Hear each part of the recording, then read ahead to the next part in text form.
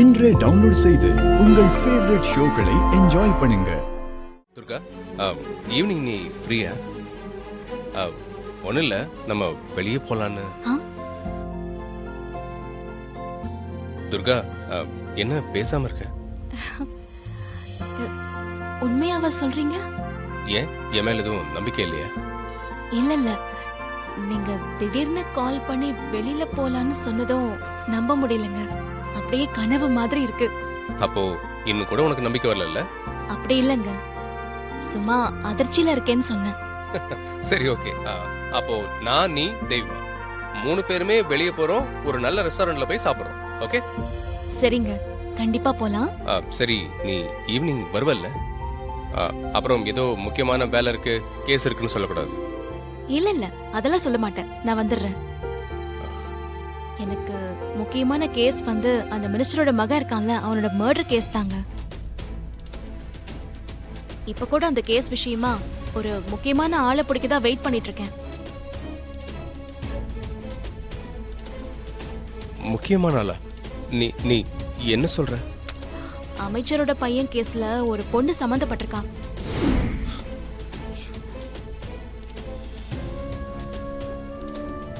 Minister பையன் ரெகுலரா அந்த பொண்ணை மீட் பண்ற இடத்த அவன் ஃப்ரெண்ட்ஸ் மூலமா நான் தெரிஞ்சுக்கிட்டு அந்த பொண்ணை பாக்குறதுக்காக தான் அந்த இடத்துல நான் வெயிட் பண்ணிட்டு இருக்கேன். கண்டிப்பா அந்த பொண்ணு இப்ப வர டைம்ங்கறான். அவன் ஃப்ரெண்டும் அதான் சொன்னான். அந்த பொண்ணை பிடிச்சு விசாரிச்சா குற்றவாளியை கண்டுபிடிச்சிடலாம்.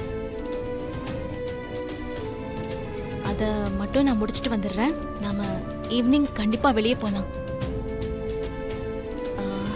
சரிங்க, நான் போனை வச்சிடுறேன். சரி சரி, ஓகே ஓகே.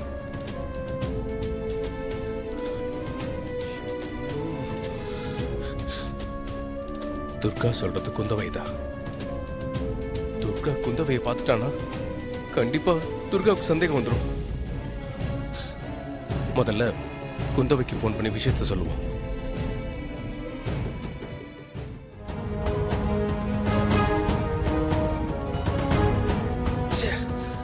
என்ன குந்தவை போன் எடுக்க மாட்டேங்கிறாங்க? குந்தவை துர்கா கிட்ட மாட்டிக்க கூடாது. குந்தவை தடுத்தே ஆகணும். அன்னைக்கு மினிஸ்டர் மகன் குந்தவை கிட்ட பிரச்சனை பண்ண இடத்துல தான் துர்கா வெயிட் பண்ணிட்டு இருப்பா. நாம எப்படியாவது வேற ரூட்ல போய் குந்தவை பிளாக் பண்ணிடலாம். நாம இங்க வந்து ரொம்ப நேரம் ஆச்சு, இன்னும் அந்த பொண்ணை காணோம். மேடம், இவனுங்க போய் சொன்னாலும் சொல்லுவாங்க. போய் சொல்லலாம் மேடம். இரு, வருவாங்கல்ல? கண்டிப்பா வருவாங்க மேடம். சத்தியமா வருவாங்க மேடம். ஓகே, பார்க்கலாம்.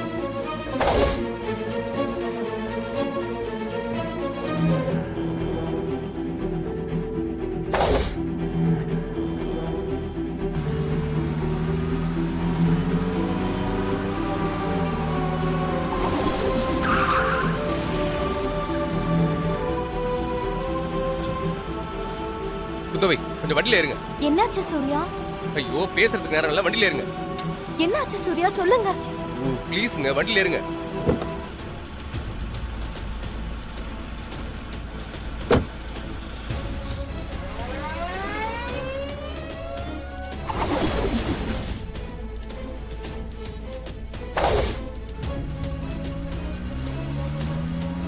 இது பாருங்க, இது ரொம்ப சீரியஸான கேஸ். தேவையில்லாம பொய் சொல்லாதீங்க. ஐயோ இல்ல மேடம், நாங்க போய் சொல்லல. பொய் சொன்னீங்கன்னா அப்புறம் உங்க 2 பேருக்கும் தான் பிரச்சனை. சத்தியமா மேடம், போய் சொல்லல மேடம். ஓகே, நீங்க பொய் சொல்ல மாட்டீங்கன்னு நம்புறேன். என்னாச்சுங்க? மந்திரி மகனோட கேஸ்ல ஒரு பொண்ணு சம்பந்தப்பட்டிருக்கிறதா துர்கா கண்டுபிடிச்சிட்டா. என்னங்க சொல்றீங்க?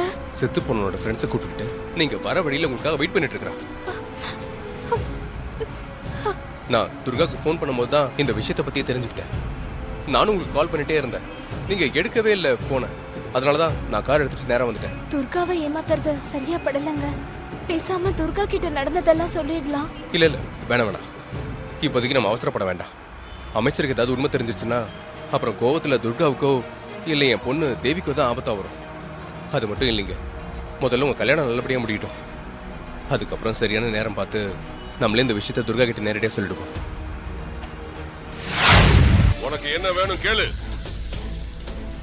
உனக்கு என்ன ஆசை இருக்குன்னு சொல்லு, அதை நாங்க நிறைவேற்றி வைக்கிறோம்.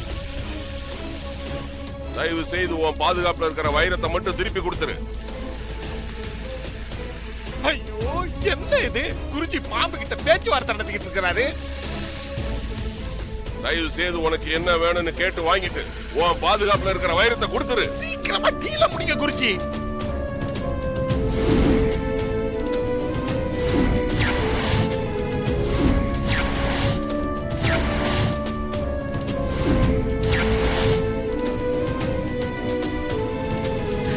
சக்கரபாணி, பாம்பு ஒரு பொண்ணா மாறிடுச்சு. என்ன அது பாம்பு பொண்ணா மாறிடுச்சா? சிஸ்டர் என்ன சிஸ்டர் சொல்றீங்க? ஆமா ஃபிகர் எப்படி?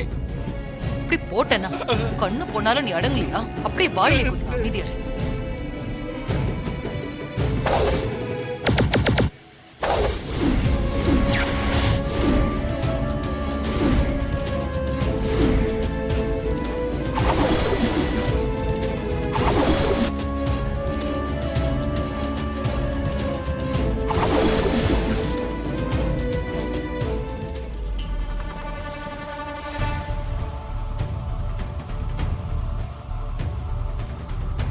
நீ ஒரு இச்சாதாரி நாகமா?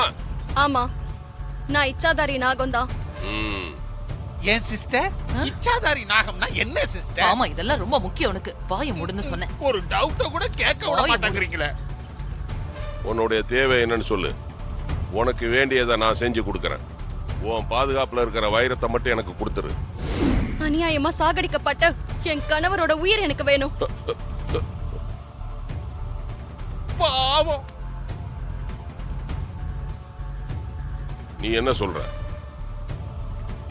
2 வருஷத்துக்கு முன்னாடி நானும் என் கணவரும் வாழ்ந்துட்டு இருந்த வீட்டை குடியிருந்த புத்த அந்த சூர்யா இடிச்சு தரமட்டமாக்கிட்டான். அப்ப என் கணவர் இறந்துட்டாரு. இறந்து போன என் கணவரோட உடலை பத்திரப்படுத்தி வச்சு அந்த உடலோட தான் நான் வாழ்ந்துகிட்டு இருக்கேன். என் கணவரோட சாவுக்கு காரணமான அந்த சூர்யாவோட உயிர் எனக்கு வேணும். சூர்யாவோட உயிரை எடுத்து உயிர் இல்லாம இருக்க என் கணவரோட உடலுக்கு கொடுத்து அவரோட நான் சந்தோஷமா வாழணும்.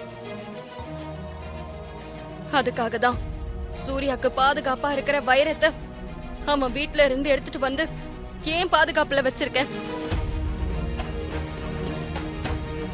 உன் எண்ணத்தை நிறைவேற்றதான் சூர்யாவை இங்க வர வச்சோமே. அப்போ நீ நினைச்சதை நிறைவேற்றிருக்கலாமே. சூர்யாவை ஏன் தப்பிக்க விட்ட? நான் தப்பிக்க விடல. அன்னைக்கு சூர்யாவோட உயிரை எடுக்கதான் விடாம விரட்டிட்டு போனேன். ஆனா திடீர்னு எங்க இருந்தோ வந்த ஒரு நாகம், என்னை விட சக்தி வாய்ந்த நாகம், என்னை தடுத்துருச்சு. அந்த சூர்யாவை காப்பாத்திருச்சு. இது அந்த மாறி வேலையா தான் இருக்கும்.